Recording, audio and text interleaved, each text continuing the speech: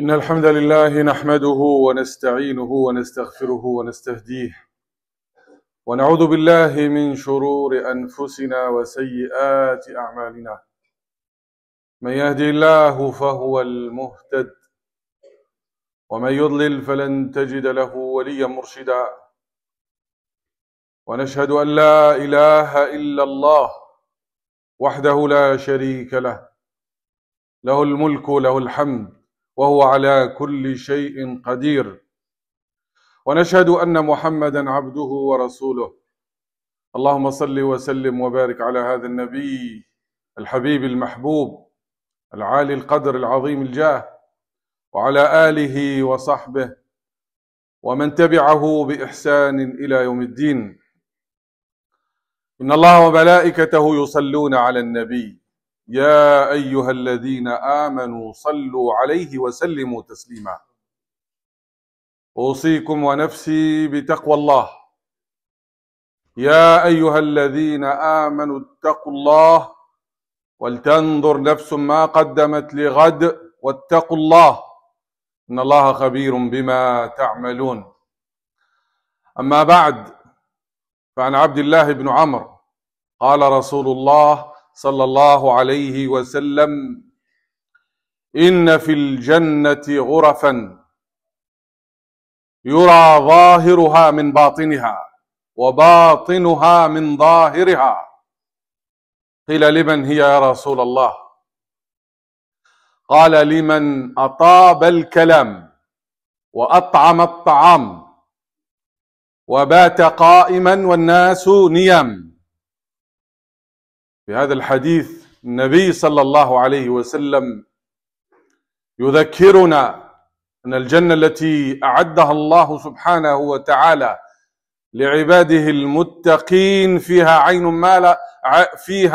ما لا عين رأت ولا أذن سمعت ولا خطر على قلب بشر. في الجنة غرفا. الغرف ليس معناها يعني بيوت، وإنما هي قصور يرى ظاهرها من باطنها وباطنها من ظاهرها. فقيل: يا رسول الله، لمن هذه الغرف؟ قال: لمن أطاب الكلام وأطعم الطعام وبات قائما والناس نيام. Dans ce hadith rapporté par Abdullah ibn Amr, le prophète sallallahu alayhi wa sallam nous dit qu'Allah a préparé à ses serviteurs dans le paradis des maisons que personne ne peut imaginer, mais des maisons dont le prophète a dit on peut voir de l'extérieur l'intérieur et de l'intérieur on voit l'extérieur. Et les compagnons, ils ont demandé au prophète sallallahu alayhi wa sallam ces demeures dans le paradis, ils sont préparés pour qui? Qala liman atab al-kalam, celui qui a la parole douce et agréable. Wa at'am at-ta'am, celui qui offre à manger. Wa bata qa'iman, et celui qui passe une partie de la nuit dans la prière alors que les autres sont dans le sommeil. Wa huna unabbih ila amr يغفل عنه كثير من الناس وهو الاحتراز من اللسان. من الناس إذا تكلم كأنه الرعد، لا يعرف إلا الكلام القاسي ولا يتكلم إلا بغلظة وبشدة. Ce hadith c'est un bon rappel pour que la parole douce et la façon de parler soit toujours avec une douceur et une miséricorde, parce que certains se sont habitués à parler toujours avec brutalité, connaissent pas la douceur, et notamment avec les plus proches, notamment avec leurs parents ou avec leurs enfants ou avec leurs femmes. Ils pensent que ils sont comme ça et ils ne peuvent que rester ainsi. الإمام علي كرم الله وجهه قال: من لانت كلمته وجبت محبته. والأصل في المؤمن أن كلامه لا يكون إلا بالحسنى وبالتي هي أحسن، وكلامه لا يكون إلا باللين وليس بالشدة. Imam Ali a dit, la parole, celui qui a la parole douce impose son amour auprès des autres. Vous le voyez bien, quand la parole, elle parle avec, quand la personne, elle parle avec douceur, elle est aimée par les autres. Et quand la personne, elle est dure dans ses paroles, même quand elle s'adresse par des messages, elle est brutale, cette personne, elle fait fuir les cœurs. والإمام الغزالي رحمة الله عليه الذي ألف كتاب الإحياء خصص كتابا لآفات اللسان. يعني الكثير من الناس لا يعتبرون أنهم مسؤولون عن كلامهم.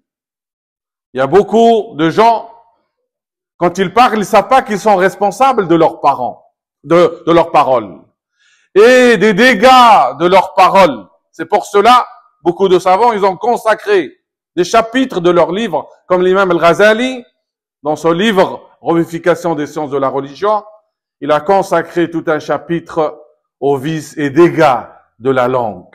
Nous sommes responsables de notre parole et que personne ne dit j'avais pas l'intention de blesser l'autre. Il faut être responsable parce que toute parole est enregistrée par les anges. ما يلفظ من قول إلا لديه رقيب عتيد. Il n'y a pas une parole que tu prononces sans qu'elle soit enregistrée et inscrite par les anges. Soit c'est pour toi, soit c'est contre toi. والله سبحانه وتعالى يقول، وهذه نصيحة قرآنية، وقل لعبادي يقول التي هي أحسن إن الشيطان ينزغ بينهم. وقل لعبادي, et dit à mes serviteurs, يقول التي هي أحسن, de s'exprimer de la meilleure façon. Avant de parler, choisis la meilleure parole, la parole la plus douce, même envers les plus ignorants et les plus insensés. وقل لعبادي يقول التي هي أحسن إن الشيطان ينزغ بينهم. Parce que le diable sème la discorde entre eux. Et combien de paroles ont été dites sans faire attention, et ils ont semé la haine dans le cœur des autres. Et combien de paroles ont engendré des meurtres, et combien de paroles ont engendré l'adversité et la haine. Donc on doit faire attention à la façon avec laquelle on parle. On parle avec douceur, et ça c'est la recommandation d'Allah à ses serviteurs. وقل لعبادي يقولوا التي هي أحسن ادفع بالتي هي أحسن فإذا الذي بينك وبينه عداوة كأنه ولي حميم. Et avec la meilleure parole et la meilleure façon de s'exprimer, on ferme la porte au diable. Pas de mauvaise interprétation. ولا تستوي الحسنة ولا السيئة. Elles sont pas égales. La bonne et mauvaise action, la bonne et mauvaise parole, elles sont pas égales auprès d'Allah subhanahu wa ta'ala. Si quelqu'un te parle mal, ne lui réponds pas mal. Allah ta'ala il dit idfa' billati hiya ahsan. Réponds par la meilleure façon à celui même qui t'a insulté. Et ainsi ton pire ennemi devient un ami chaleureux. وَمَا يُلَقَّاهَا إِلَّا الَّذِينَ صَبَرُوا. Il faut de la patience. Parce que quand tu réponds au mal par le bien, tu le fais pour Allah. Et non pas, tu laisses ton ego répondre. وَمَا يُلَقَّاهَا إِلَّا الَّذِينَ صَبَرُوا وَمَا يُلَقَّاهَا إِلَّا ذُو حَظٍّ عَظِيمٍ.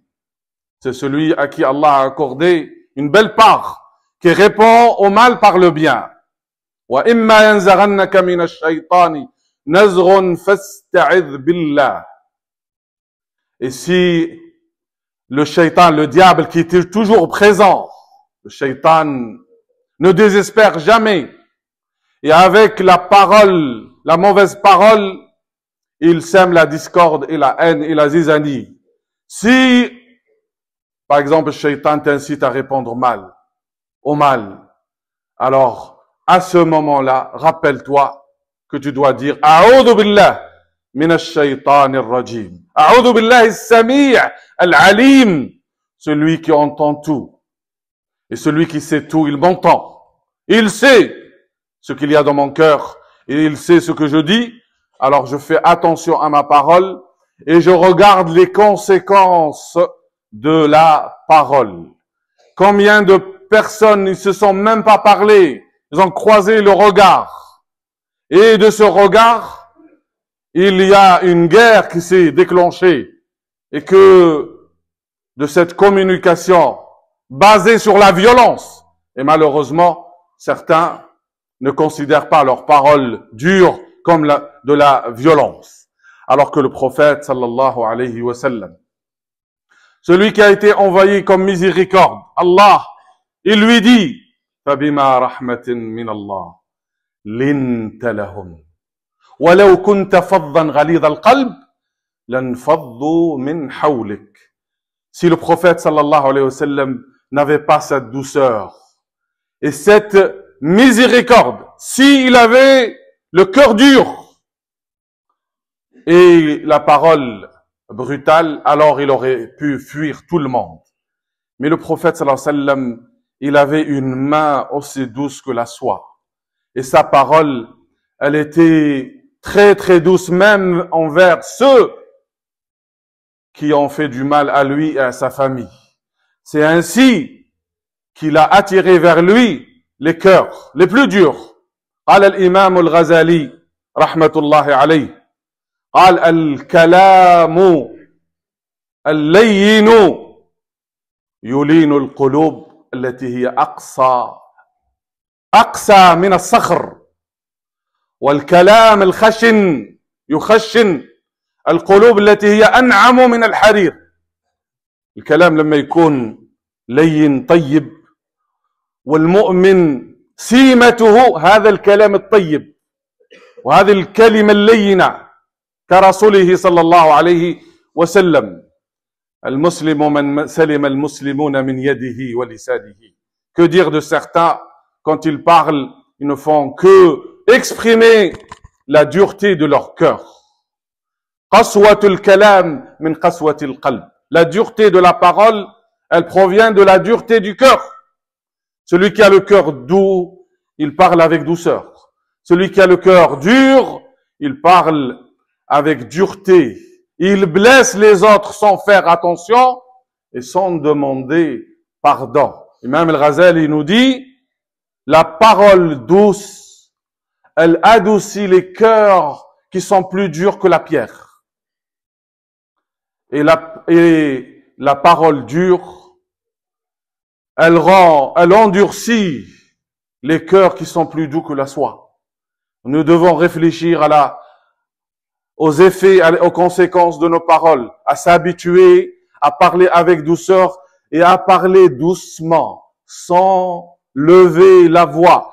كما قال لقمان لابنه وهو يعظه قال له واقصد في مشيك واغضض من صوتك إن أنكر الأصوات لصوت الحمير. On doit parler avec douceur en choisissant les bonnes paroles, mais on doit aussi parler avec douceur et à ne pas lever la voix. Certains sont dans le transport en commun ou ils sont dans une salle d'attente et ils parlent fort, ils parlent au téléphone en racontant leur vie sans respecter les autres. Et à vrai dire, c'est le respect qu'il faut rappeler avant tout. Ne pas agir comme si on est le centre du monde. Agir de sorte de réfléchir et de penser à l'autre. Quand on parle, on choisit les mots parce qu'on respecte l'autre. Et on ne lève pas la voix, notamment quand c'est dans la mosquée, parce qu'il y a des gens qui font la prière et d'autres qui lisent le Coran. Même quand je lis le Coran, je lève pas la voix, par respect. Et comme le cheikh Ahmed l'a rappelé, pareil. Le respect exige que quand je viens pour la mosquée, je viens pour la prière ou pour récupérer mes enfants, je ne me gare pas n'importe comment et n'importe où. Il y a des endroits où il est interdit de se garer. Et vous avez des parents qui viennent, qui restent dans la voiture et attendent leurs enfants sur le trottoir. Et d'autres qui arrivent et qui se garent à côté. Et puis ils ferment la route. Mais ils réfléchissent pas aux autres. S'il y avait le respect dans ce cas-là, avant de se garer, je vois les conséquences, alors qu'il y a un parking à côté. Le respect, c'est une des valeurs de l'islam. Parce que le prophète sallallahu alayhi wa sallam a dit, لا يؤمن أحدكم حتى يحب لغيره ما يحب لنفسه. لا يؤمن أحدكم. يعني هذا ليس إيمانه كامل. Ne peut avoir la foi celui qui n'aime pas pour les autres ce qu'il aime pour lui. Et celui qui ne déteste pas pour les autres ce qu'il déteste pour lui. Si toi tu détestes que tu sois bloqué, ben déteste-le pour les autres. Il faut un minimum de respect des règles, que ce soit dans la parole, dans le comportement, dans les adab, afin d'être digne, d'être un disciple de Muhammad sallallahu alayhi wa sallam. Allahumma ahdina wahdi bina waj'alna sababan liman ihtada.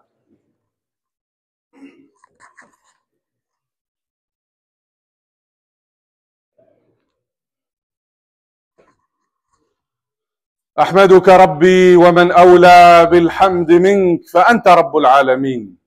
يا رب لك الحمد كما ينبغي لجلال وجهك وعظيم سلطانك. يا رب لك الحمد حتى ترضى ولك الحمد إذا رضيت ولك الحمد على حمدنا إياك. اللهم إنا نسألك موجبات رحمتك وعزائم مغفرتك والسلامة من كل إثم والغنيمة من كل بر. لا تدع لنا ذنبا إلا غفرته ولا هما إلا فرجته ولا حاجة هي لك رضا إلا قضيتها برحمتك يا أرحم الراحمين. اللهم إنا نسألك لذة النظر إلى وجهك والشوق إلى لقائك في غير ضراء مضرة ولا فتنة مضلة. اللهم زينا بزينة الإيمان واجعلنا هداة مهتدين. اللهم ارحم موتانا وارحم إخواننا في غزة وفلسطين. اللهم يا رب اجبر كسرهم. اللهم انصرهم. اللهم الطف بهم فيما جرت به المقادير إنك على كل شيء قدير. ربنا اغفر لنا ولوالدينا وللمؤمنين والمؤمنات والمسلمين والمسلمات الأحياء منهم والأموات. وآخر دعوانا أن الحمد لله رب العالمين.